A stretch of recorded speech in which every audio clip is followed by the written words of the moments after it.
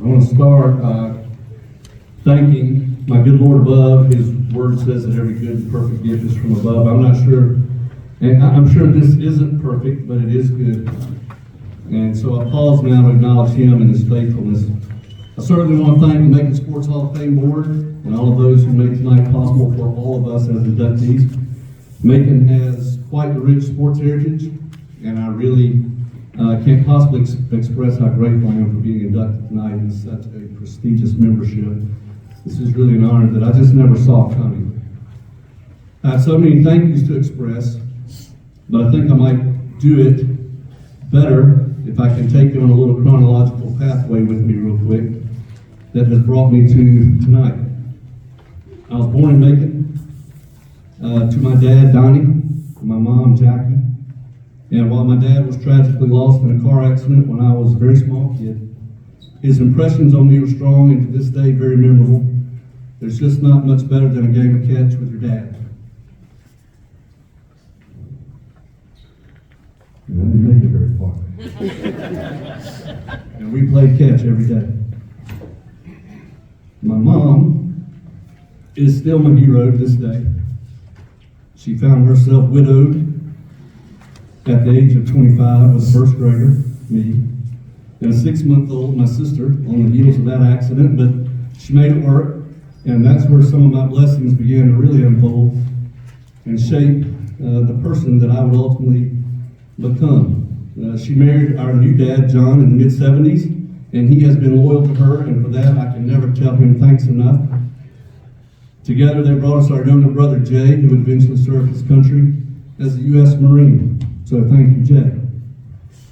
Together, my mom and dad offered a home growing up that let me play and dream and explore, and I had big dreams. Macon runs deep in my blood and always has been my home. Growing up in Macon, I spent nearly every day as a young child staying with my grandmother at Pendleton Homes while my mom worked.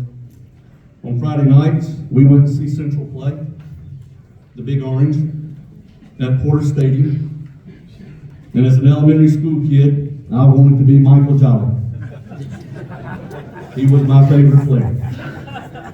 I asked Santa Claus to bring me his jersey one year, and also asked for a drum major baton so that when halftime rolled around, I could lead the Sugar Bear Marching Band.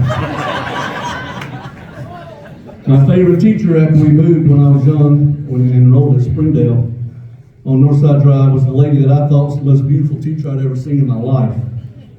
We loved Miss Elaine Huckabee, better known today as Elaine Lucas. And she was my first introduction into the power of a great teacher and what that teacher can do to their students, and she was fantastic. And a couple of years later, Miss Sarah Wilson was at Springdale. She was my 4th grade teacher, and she was dear friends with then great Pittsburgh Steeler J.T. Thomas.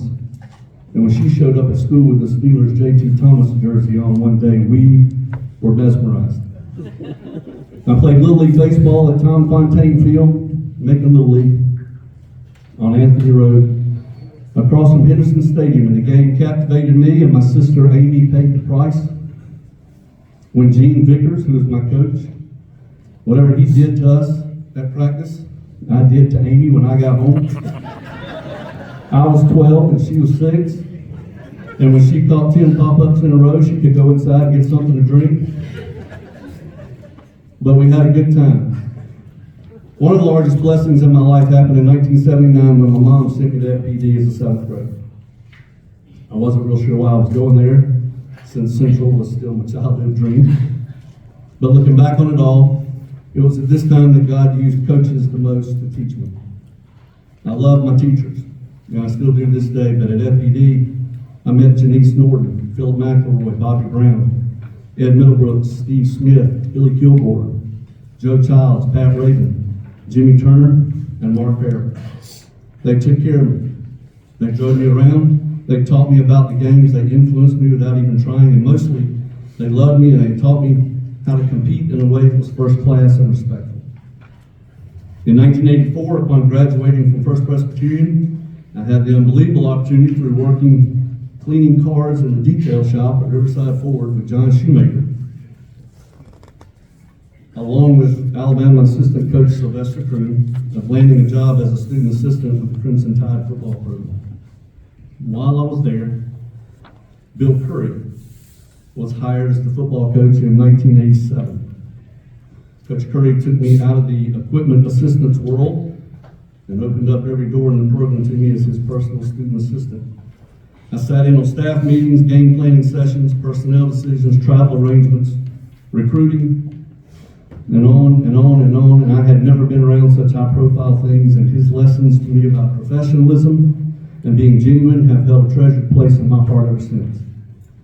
In 1989, Coach Curry offered me a chance to stay at Bama as a graduate assistant, but I had signed a contract with FPD over spring break, so I returned home for what I honestly thought would be for 1 year. 34 years later, I'm still there, and here I stand. God has blessed me with great teachers, great co-workers, great friends, and competitors along the way, and it just seems like the blessings just keep coming. Let me mention just a few, and I'll close. I've coached football, basketball, and baseball. I've loved every one of them. And because I've shared those sidelines with great coaches and players like the coaches at that table right back there, and all the players that have given me the privilege to coach them, and many of them are here tonight, I am a blessed man. I've always just wanted to be part of the team. And it's been my honor to lead so many different teams over the years. I'm grateful for the coaches and players. They are everything to the coach. I've also been fortunate to have bosses, people that supported me, like Henry Middlebrooks and Greg Thompson and Joe McDaniel, and our current head of school, Dr. John Patterson, who believe in the power of what can be learned outside the classroom. And while all the different coaches, players, and administrators have been critical, there's only one Kim. The coach's wife is perhaps the most precious piece of it all, if the coach is doing it the right way. So many of you in here know what I'm talking about, and let me just say that she is the best. Coaching has always been fun and fulfilling, but not like it is when you have someone like her to share it with. Someone I love, and she is the absolute nicest, most loyal wife and friend in the world. She's the mother of our two children, Kaylee, who is a senior at Sanford in Birmingham, and Jackson, our son, who's a sophomore at Georgia Southern. Each brings joy to my heart. Both have changed our lives together beyond description. Kaylee is smart and beautiful, like her mother, thankfully. And the brief time I got to coach Jackson was the highlight of my career in a really weird and powerful way. And where Michael Jolly was my guy early, Jackson is now. So what have I held to? There are so many things that matter, and let me sum up with these. They really do. When you're trying to build a team and have a successful season, the players matter more than anything. The coaches matter. The facilities matter. The strategy matters. The skill development matters. The persistence matters. Organization matters. And I could fill a legal pad with the things that matter. But I boiled it all down to something we used to talk about a lot when I first started coaching the FPD when I was 22 years old. The main thing is to keep the main thing the main thing. And what is that main thing? It's built in relationships. What is my relationship with my Lord and Savior? That shapes my relationship with my coaches and players and officials and opponents. And that shapes how we do everything in our program. Coach Curry told me when I left Alabama to make sure I had a great relationship with the maintenance guy and the cook. Both are dear friends of mine. The cook couldn't make it tonight, but the maintenance guy is here. Lee, I appreciate you. Mission accomplished. In reality, if the relationship with the man is right, everything else lines up accordingly and becomes a game plan for how we do it all. I hope the boys and the coaches who played and coached for me along the way can say that I helped them in some way. I hope they have learned at least a few of the great lessons that sports can offer us all. I've always believed that sports can rally us together, provide unity in ways that other things just don't seem to be able to.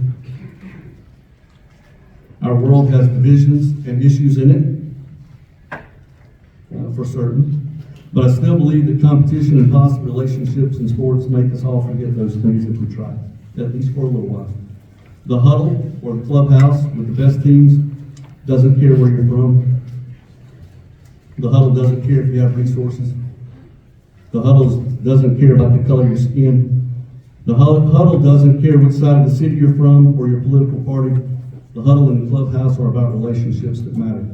These people like Raynette Evans, Kara Wright, Barney Hester, Joe Dupree, Eddie Ashley, Shedrick Risper, Chad Alligood, Bobby Pope, Robert Slocum, Jamie Kaplan, and Frank Malloy, and so many others in this great city have helped me along the way in my journey. And in doing so, they remind me of the great joy that comes from relationships that matter, and they are grounded in trust and faithfulness. I hope my players and coaches have enjoyed our relationship. I'm grateful that I was given a chance to make that matter. Thank you again for this great honor. I am truly humbled and blessed beyond measure. Thanks be to God above, and thank you all so much for listening. God bless Macon, and God bless you all.